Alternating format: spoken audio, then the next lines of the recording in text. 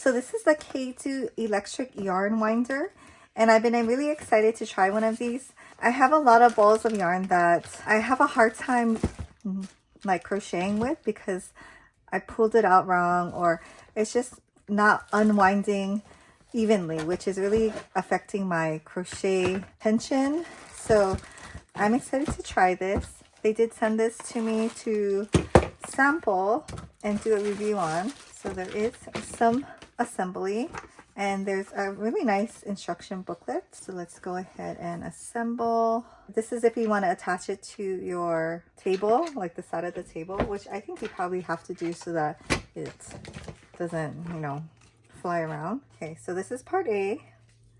Inserting it into part C. Okay, and then so when you see in there, you can see where the screw needs to be put in. So there's three screws in the bag and a nice little screwdriver. Very handy. There's 2 grooves. You just put it in and turn it in. Okay, so I guess that's all you need to do for the screwdriver. And you have 2 extra screws. Here's the power cord, and it's a USB-C to USB power charger. Okay, and then now you have to clamp it to the side of the table. So what I really love this electric yarn winder for is when you're done with a project and you have yarn just like this. This is just Red Heart Super Saver yarn. So I have this ball and then, or this skein and this skein, and it's just kind of a mess, and it's hard to use like this and hard to store for sure. So let's just go ahead and make it into a nice, neat ball or a nice cake of yarn. So all you do is thread the yarn through here and then put it through here. There's like a little holder here to keep it through, and then you can put it through here. Same thing for this one. There's like the spring keeps it into there,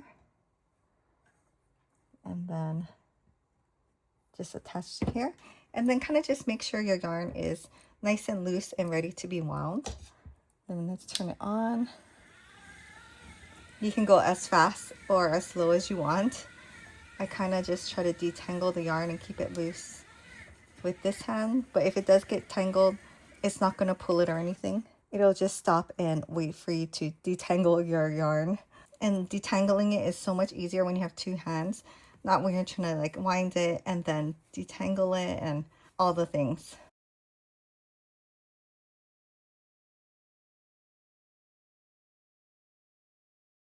Okay, so when you're finally done, you can just pull it right off, and it is a nice little cake like this. One little tip I have is to use a clip, like one of these like hair clips. I have a bunch in my house just lying around.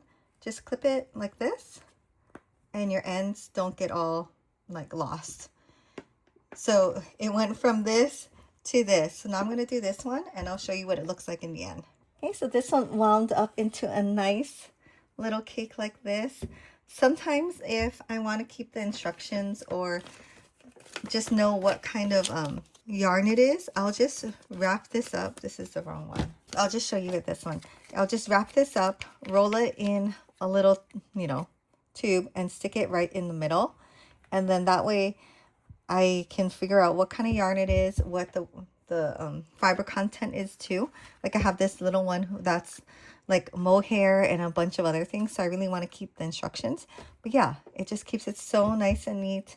You can stack them, place them in whatever storage bin, and it's just so much better than the huge loose skein that it was. So I've been loving the Caydo electric yarn winder. It's really made an improvement in my storage and usage of my yarn.